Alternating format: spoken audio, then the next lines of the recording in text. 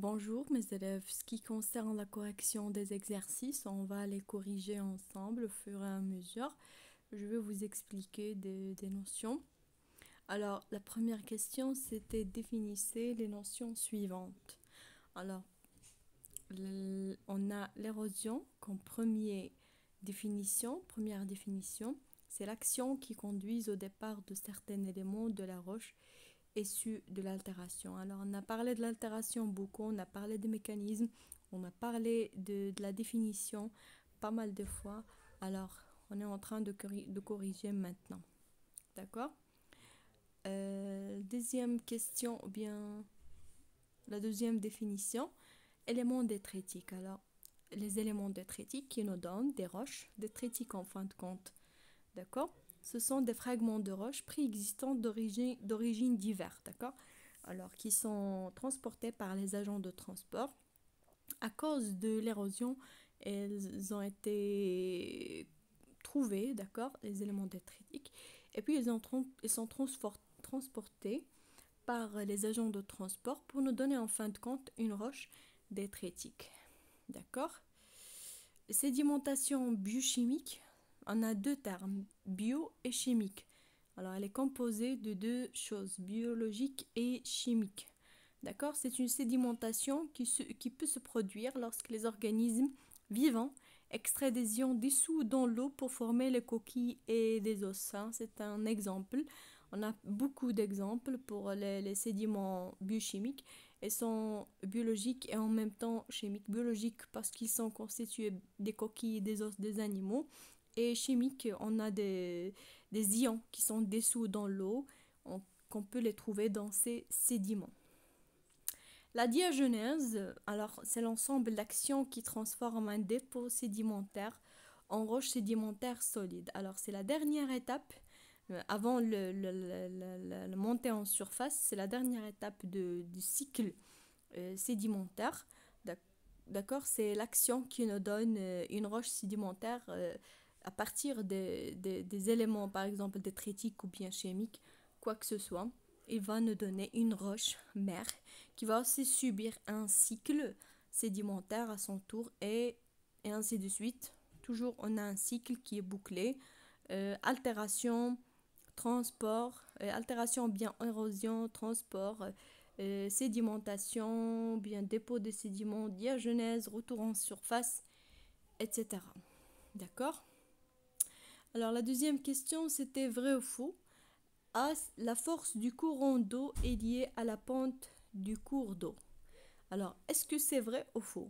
La force du courant d'eau est liée à la pente de cours d'eau. Bien sûr que oui, parce que la force du courant d'eau, lorsque j'ai une pente qui est claire, d'accord, on peut dire que la force de courant, elle augmente.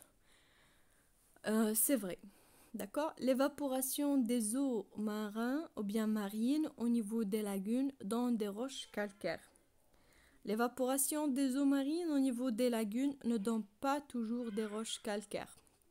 On a beaucoup de roches chimiques, d'accord, qui ont causé de l'évaporation des eaux marines. Alors c'est faux. La forme externe des grains de quartz permet de déterminer le facteur de transport dominant. C'est vrai, pourquoi?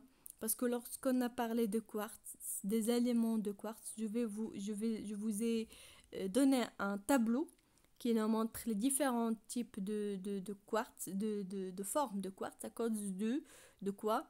De moyens de transport. Parce qu'on a vu le transport dans le désert, nous a donné une forme. Transport dans les lacs, il nous a donné une forme. Transport dans la mer, etc. Donc, la forme externe est liée bien sûr au facteur ou bien au facteur de transport dominant, bien sûr. La dernière, les sédiments chimiques résultent de la sédimentation des éléments détritiques. On a les éléments chimiques, bien des sédiments chimiques, on a les éléments détritiques. Alors, on n'a aucune relation entre les éléments sédiments chimiques et les éléments détritiques. Les éléments détritiques vont nous donner des sédiments détritiques et puis une roche détritique. Et les sédiments chimiques vont nous donner des éléments chimiques vont nous donner des sédiments chimiques et puis une roche chimique. Alors, هنا كنقول les éléments détritiques أو العناصر الحيتاتية، وهنا كنقول le sédiment chimique أو الرواسب كيميائية. D'accord? هنا عندنا de différents types. Ça peut être de quartz, de l'argile, de sable, je sais pas, ce qui est chimique, tout ce qui est en relation avec la chimie, hein. D'accord, on peut dire que c'est faux. Voilà.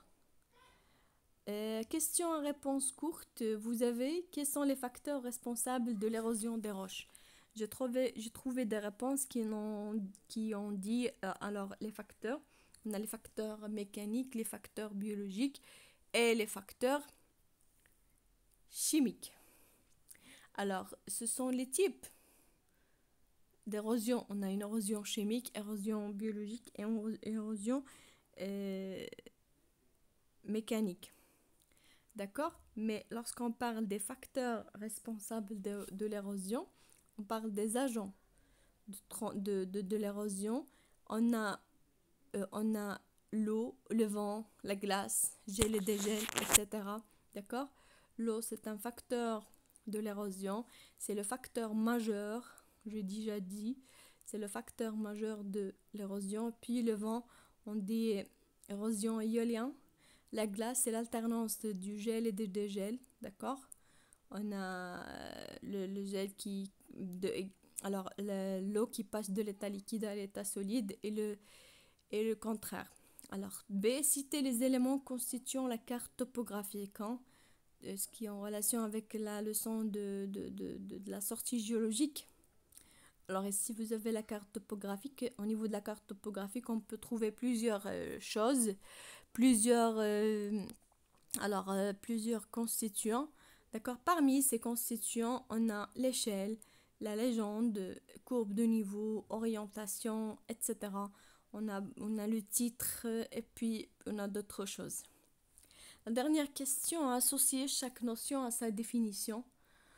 Alors, vous avez un tableau, la notion et puis la définition. Vous avez courbe de niveau, carte topographique, affleurement, lagune.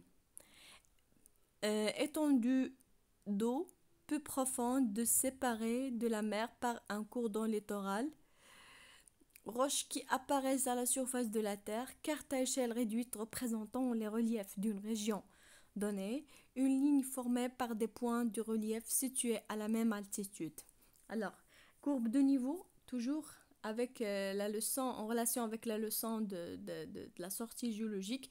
Lorsqu'on a parlé de courbe de niveau, lorsqu'on a parlé de la représentation d'un relief, d'accord, on a parlé de courbe de niveau. Alors, c'est quoi courbe de niveau? C'est une ligne formée par des points du relief situés à la même altitude. Alors, elle est la même. Alors, les points qui sont situés sur la même ligne ont la même altitude sur toute la carte. La carte topographique, c'est-à-dire quoi? Alors, la carte topographique, c'est une carte à échelle réduite représentant des reliefs d'une région donnée. Alors, c'est clair. Affleurement, roches qui apparaissent à la surface de la Terre. D'accord? C'est une roche qui apparaît à la surface de la Terre. Lagune, étendue d'eau peu profonde séparée de la mer par un cours d'eau littoral. D'accord? Les lagunes, Camille, ça n'a pas les lagunes. Oui, voilà, les lagunes. Voilà, c'est la dernière question. La suite des exercices, on va les corriger la prochaine séance. D'accord? J'espère que vous travaillez la deuxième partie sur vos cahiers d'exercices afin qu'on va les corriger le mercredi. Voilà, le mercredi, on va les corriger. Alors, si vous avez des questions, n'hésitez pas. Je vous ai donné la correction. Je vais vous envoyer la correction. Vous allez l'écrire sur vos cahiers de leçons. Merci pour votre attention. Au revoir.